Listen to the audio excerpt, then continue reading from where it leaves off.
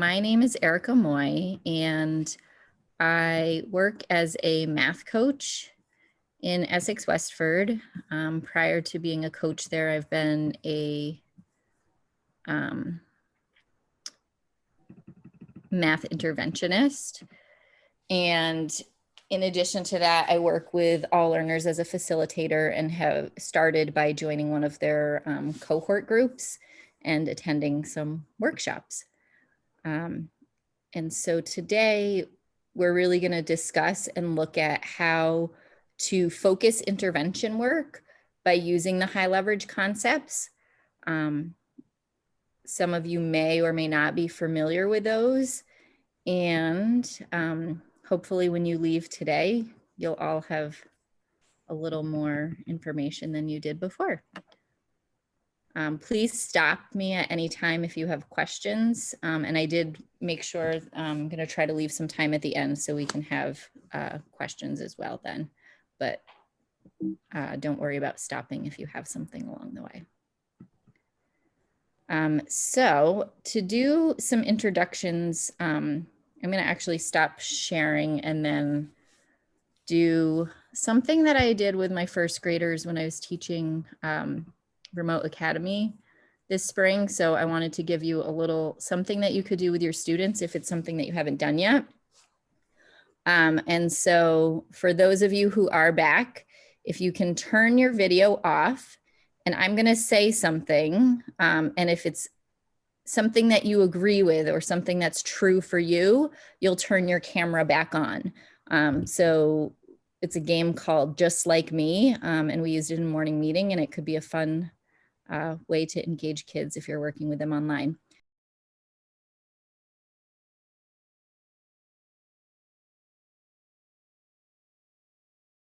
And the second kind of introduction piece that I want to do, that I would normally do if we were in person, we would do this with index cards and we would be walking around the room. So we're doing the chat version today.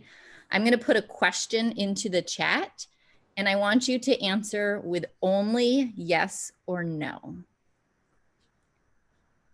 And we'll do a few of these, and then I want you to be thinking about kind of how this feels and what you think of this experience after the fact.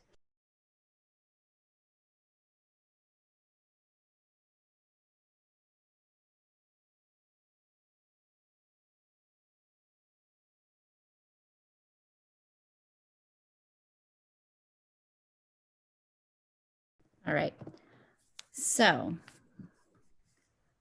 those are just a few questions. What are you thinking as you do this and get these answers from people, either a yes or a no to your question? And you can turn your mic on and speak, or you can put it in the chat if you'd rather share out that way. It was a little impersonal because we couldn't see who was speaking and or hear them. Right.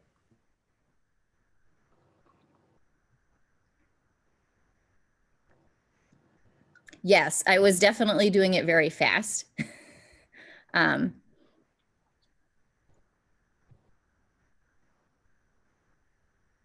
Anything else? I didn't really feel like I learned much about the group because it did go so fast to end. It wasn't graphed or anything. Mm-hmm. Now, no, do you feel like if you just could answer these questions with a yes or no, and imagine if you were doing this in person and you said yes or no, you move, like passed your index card to that person and then they walked off to someone else to do the same question or to ask a different question to someone else, kind of like you didn't learn a lot about them, what would you be left? How would you feel? Or what would you want to know?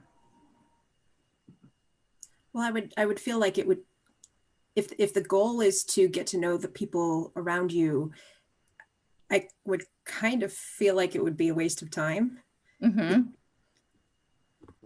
How would you get to know someone better?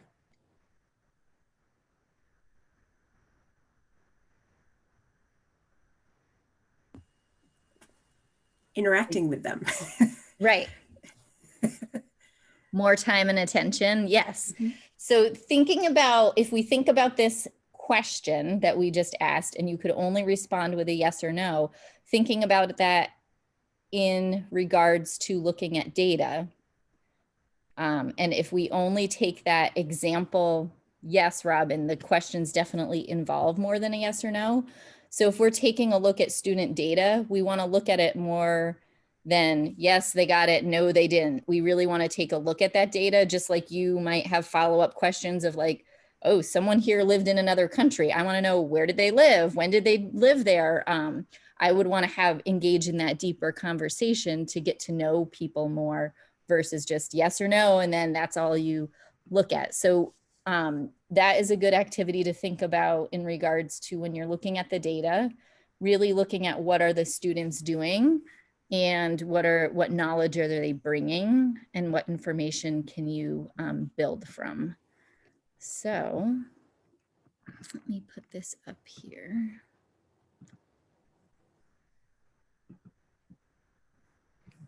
So today, our goals are to review the high leverage concept maps, to have some time to sort and plan using student work samples, and see how the high leverage concepts and high leverage assessments can be used to plan and differentiate interventions, both in the classroom or out of the classroom. And it seems like we have a good mix today of people who would be looking for ways to support students in the classroom, and some people who might have opportunities and the need to support students outside of the classroom. So we will go over a little bit of both today. So I'm not sure how many people are familiar with or have used the high leverage concepts before with All Learners Network. So if you have used them before, just give me a thumbs up or an emoji or some reaction so I can see. So it seems like most of you have seen them at least.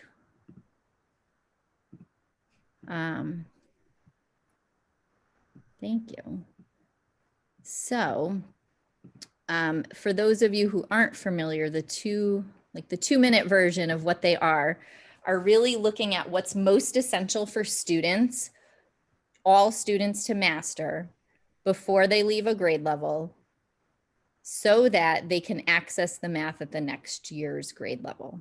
So it's really what's the most essential piece of learning, knowing that you're still teaching all the Common Core standards, you still have a lot of instruction that would go beyond the high leverage concepts, but that your time and your intervention and your guarantee of what you're gonna say every kid in this class is gonna walk away with are going to be narrowed down, and we've mapped them out with the high leverage concepts. So in your group, hopefully you can get to the PowerPoint, and if you're having trouble with that, let me know. But in your small groups, we're going to go to a breakout, and you can go to the website, the All Learners website, and kind of think about these what do you notice and what do you wonder questions. And if you've used the high leverage concept map before, definitely you can get into some of the conversations around how you might use them. So the link here should take you right to the website, and then you can choose which grade level span you prefer to look at. There's a pre-K 2 map, 3 to 5, and then a middle school map as well. So I'm going to stop sharing this for a minute. Are there any questions before I have you go into breakout rooms? Okay. I'm sorry, could you repeat what we're doing in the breakout rooms? Are we just exploring the website or together, or Yep. Is there any other? Nope. So just exploring those high leverage maps, any or all of the grade levels, and thinking about noticings or wonderings that you might have. And if you get to the point where you have enough time to get to it, depending on how familiar with people in your group are with the high leverage concept maps, you might get to a point where you could talk about how you might use them as well.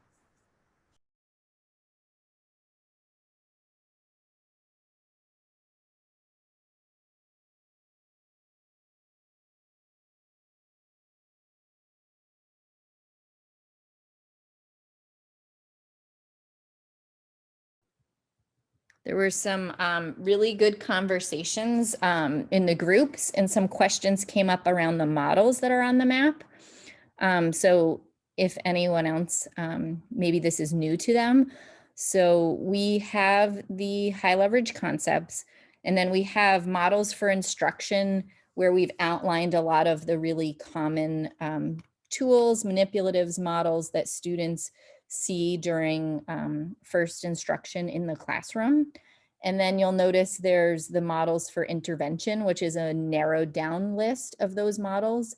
And the reason that we have narrowed down the intervention models is that from experience in working with many children, we found, number one, that those students who are having struggles or have strong misconceptions or maybe haven't mastered a visual model yet, really narrowing their focus onto one or two can help them as opposed to trying to learn a lot of different tools.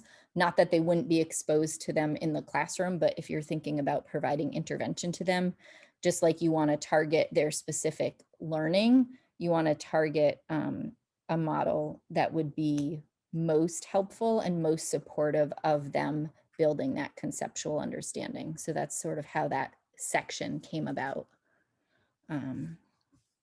And just as the critical areas and critical strategies are sort of, if you're thinking big picture, what are the most essential pieces that students need in order to build that understanding? And an easy example for that is in multiplication.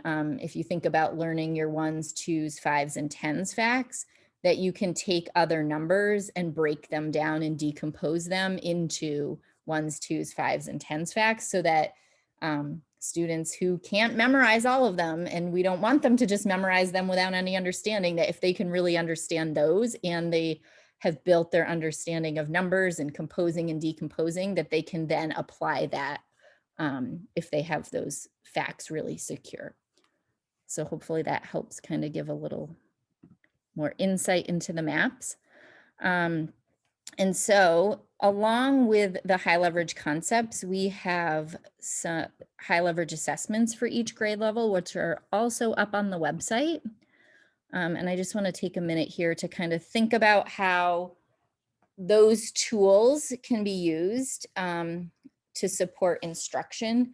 So at the tier 1 level, if you think about, or if your school's using the high leverage assessments, the original design of them was made with providing the assessment 3 times throughout the year. And we had a lot of conversations around keeping it the same, changing the questions, and we landed on keeping it the same as a way to give some good progress monitoring and watch for student growth, as well as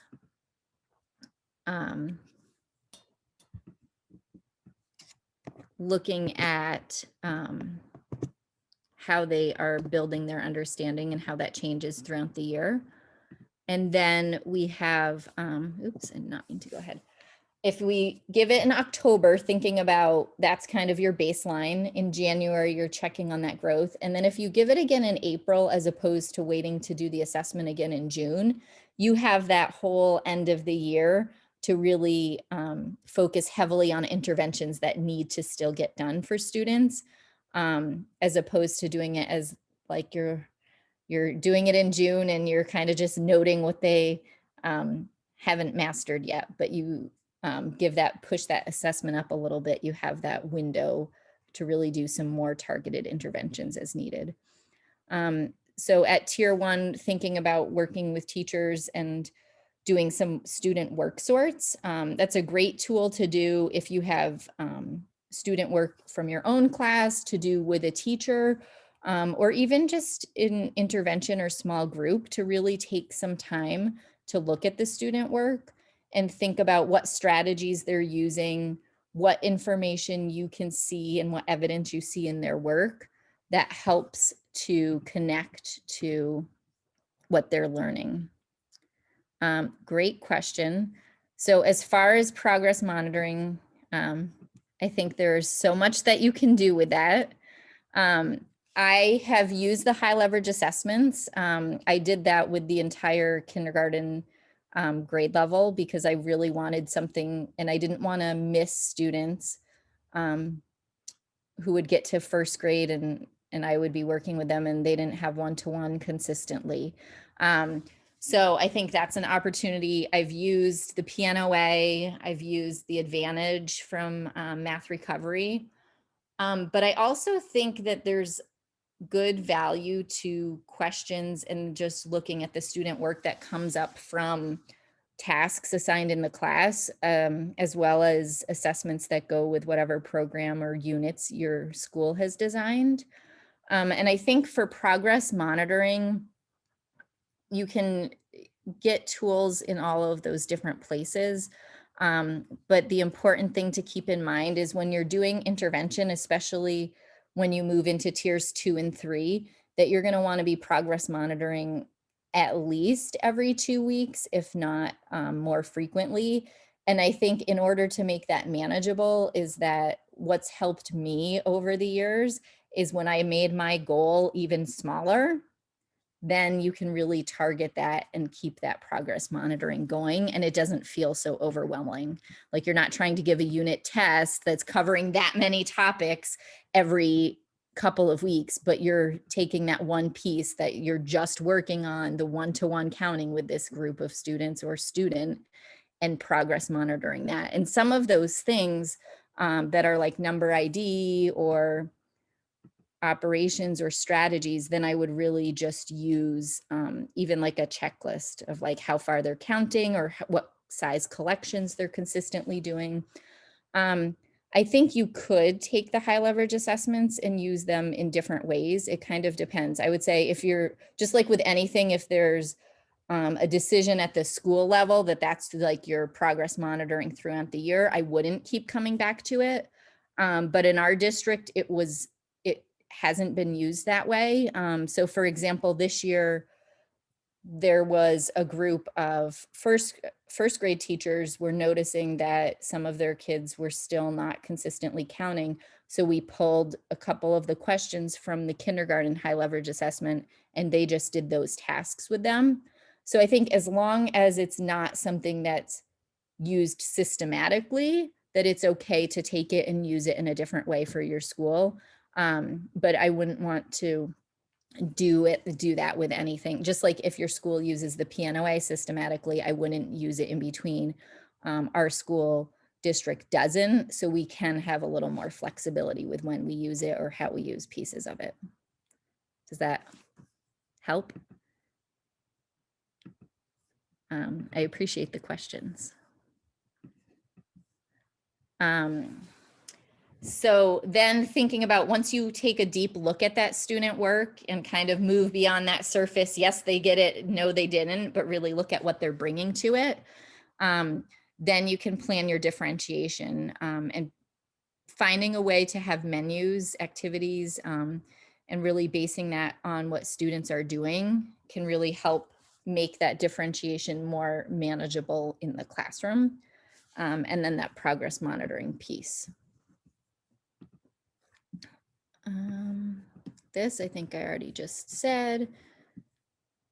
And really providing the learning opportunities and questions to build conceptual understanding. I'm sure you've all really thought about this before, but what you choose to present or the questions you ask or the tasks you give really are important. I was with a group last night actually, and we were talking about how really more important than a student doing a page of 25 problems is really working through with solid understanding and allowing them that time that they need to get through maybe 2 or 3 problems.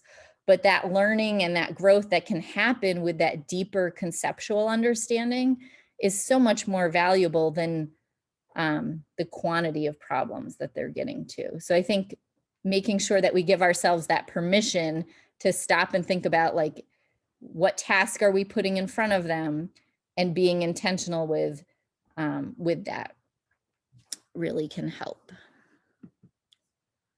So before we jump in any further, we're going to go back to breakout rooms.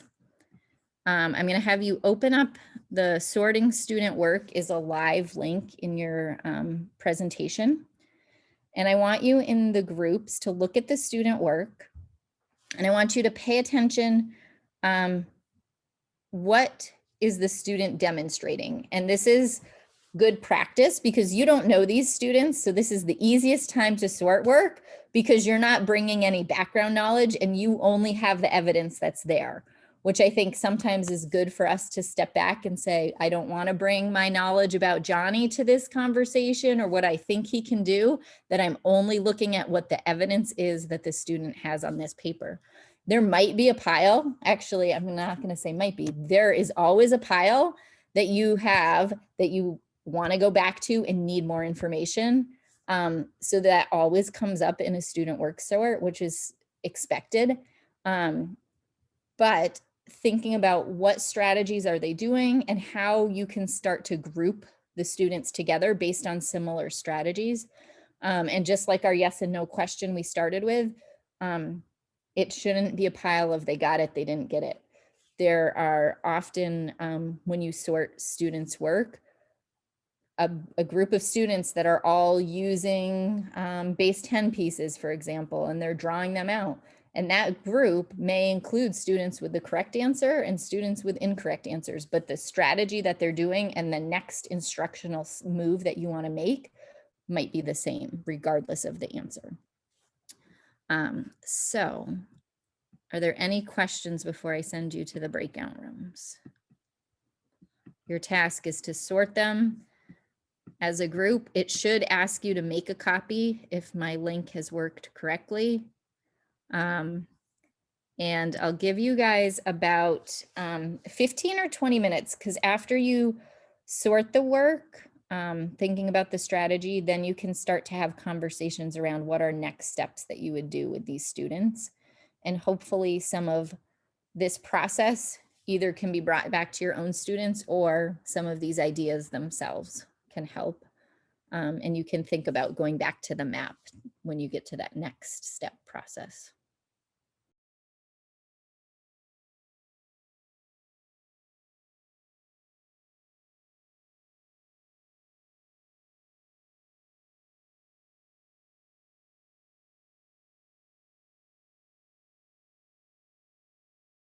Again, I think I got to more groups this time, so that was a success. And there were some really great conversations.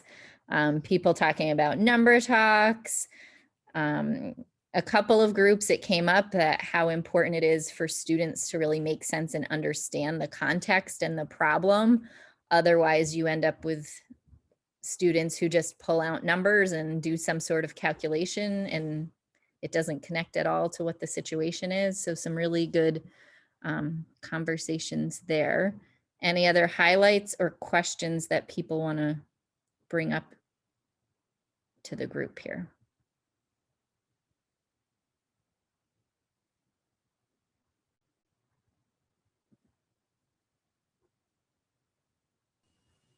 It was interesting to look at the different strategies and models that were being used and how they were being used, because in some cases we wondered if they were drawing a model of the numbers that they wrote down as to follow the direction of draw a model of your thinking, but they actually just drew models of the numbers that they used. Or if they used a number line, they may have used it correctly, but didn't know where the answer was, that type of thing. So those are instances that I would want to get more information. Mm-hmm. I think that was another common theme of, did they write the equation first and then draw something because they felt like they had to? And what was their real thinking is sometimes hard to figure out and find out, especially if you're just looking at student work and don't have them there to ask those follow-up questions. So that's why I said you always end up with a questions pile when you're doing a work sort and have things that you want to go back and check in with some students on, for sure. And it came up in one of the groups that I think is worth mentioning to everybody. There's not really a right or wrong spot of where you could put the students or how you group them. It's more about the process. It's kind of getting deeper beyond they got the answer, they didn't, but really looking at what's there and how do you move them to their next spot. One of the groups was having a really good conversation about a student who solved it by counting up by ones. And they were talking about like the next step for this student might be getting them to make jumps of 10 and seeing that connection there. So anytime you can have students learn from each other and have them put up some of these work samples and have them make connections of what's the same and what's different, that will help push their thinking more than almost anything that you could do or say to them is really what they get from each other is much more powerful. So as we close out our time together, I want to highlight a few sample planning sheets that I've used with teachers after doing some work sorts and just some examples of how this could be used. So in one group where we were looking at counting objects and using that high leverage assessment, we planned out what are some stations, what would that look like for kids? And then we had groups of kids, those kids that still need within 20 would be checking in with the teacher 2 or 3 times a week. It doesn't have to be, I think the less we can focus on like how long they have to be with the teacher, but really focusing on what are they doing with the teacher is much more important. A task like counting, rote counting, or even one-to-one counting could be a 5 to 10 minute check-in with a student. It's not like you need to carve out a whole half hour to get that intervention piece done. And this could be done during a time if you have menus set up in your classroom, so that you have that opportunities for students to be individually practicing while you can check in with small groups or individuals that need it. And then we planned out like those stations for independence that can count with one-to-one. Maybe they're counting larger collections. They're including one more and one less into their stations. So really thinking about how you can use what you learn from student work in planning what's just right for them. Let's see, let's go back. So here's a first grade sort sheet. Sometimes we just take and we look at what are the strategies that are shown, and we group together the kids who are using manipulatives. Maybe they're going to move away from the number racks and move into 10 frames and work on really visualizing that 10 frame. The importance of kids getting that mental picture in their head and being able to see something is so important. You don't want them to be jumping to that abstract too quickly if they don't really have that ownership there. There were a group of students that we found had no strategy, no apparent strategy that we could make any sense of. So their next step was really getting interviewed of like, show me this with a drawing or use these 10 frames or blocks. Because if you might not have enough information to plan your next step. So you might have follow-up groups. There was a group of first graders given the task that we're counting on.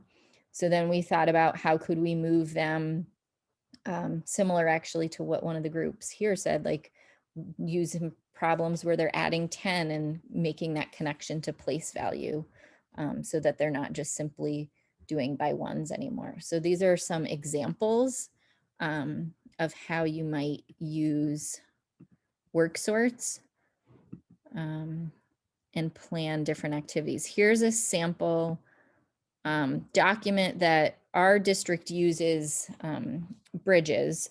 So I took Bridges interventions, Bridges workplaces, and started to categorize them and sort them by the high leverage concepts and kind of connect them to where they're taught. It is very much an incomplete work in progress document, but it is a start. And I've also started to link in some other resources that I would commonly use. So that is a sample thing that's in there. It is honestly not complete, but it's there. And hopefully will help or provide a little bit of help. It's just a working draft, I guess. So then thinking about tier 2 instruction, how can you plan extra support for those grade level pieces that students need? And I know different school, like some people have an intervention time, some people do it within their math block when they have menu or workplaces. Some people have pull-out systems, but I think the more that we can make it connected to what is most essential at the grade level, and really aligning it to the targeted areas that the student needs, as opposed to more kind of blanket, like they need all of this, but really targeting what they need. And hopefully the high leverage concepts, if you haven't used them, might be a new tool to help you with that work. And really coordinating with the classroom teacher. There were a lot of times I would work with teachers and they would be doing their tier 1 instruction, but I would know sort of what was happening in the classroom. So even if I was doing something that wasn't directly in that unit, that I could make that connection, or I was doing something that would be like a prerequisite skill to support them learning that, and using the same tools that they're using in the classroom to have that connection. Then I want to make sure we get to very similarly for tier 3, thinking about using the high leverage concepts can help you make your IEP goals. They are grade level content standards, so it is really just narrowing down that focus. And I mentioned to some of you, there are more opportunities with the All Learners Network to take some workshops and courses online. You can find more information on them, but there's a whole specialized instruction one that Glenn Patterson and I teach. And we had a great group last night and some great conversations. And in that you have some specific time to take high leverage concepts, the essential elements, and think about how to plan and craft IEP goals for your students.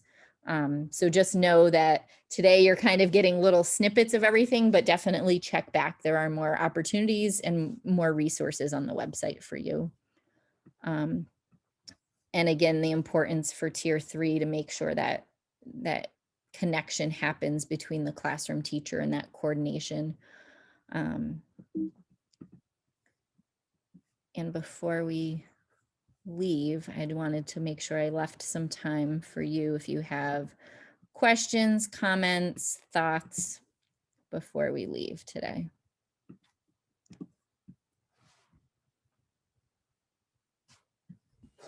I really love the document that you started, the working document where you've taken the high leverage concepts and linked in the Bridges intervention and Bridges at games and stuff. That is huge. Really huge. Thank you for sharing that. You are welcome. And I will, as I continue to work on it, I will definitely, I don't know where it's going to land, but we'll figure out some way to maybe get the other grade levels or updates, at least to those of you who are here today. But hopefully, I figure if I'm doing the work on something, we might as well all collaborate and share our resources. I thoroughly liked that same idea, Erica. We're constantly trying to figure out how to coordinate a pretty large team. And so my thought when you showed that part was to develop one. We do not use Bridges, but we could use that framework and apply it with our curriculum. And I want to thank you because I think my team will be super excited about that. Oh, you're welcome. I also really liked the planning, the intentionality behind analyzing student strategies and grouping them accordingly based on where they need to go next and where they're at. So, because it really focuses on building on students' strengths and identifying where they are in their thinking. Even if they're already thinking ahead, this is an example of what they felt confident sharing, because typically students will only record their thinking in ways that they are confident they're going to get it right, or that they're most comfortable with. So I really loved that intentional planning. It's not something that I've seen in a lot of places. I've heard of it and seen it, but not Yes. enough. Yes. And I think like that deficit thought or that deficit approach is, I don't like, it just comes easier maybe, I don't know. But I think that if we can make that shift, that helps make that growth mindset shift for our students more. If we can be more intentional and conscious of how we're looking at it too. And some of you, I know we're kind of at our end time, but some of you were in the session with Ashley and I earlier. We have other resources that are coming out, so definitely check back as things get updated. They keep getting added to the website. And please reach out if you have any questions at any time.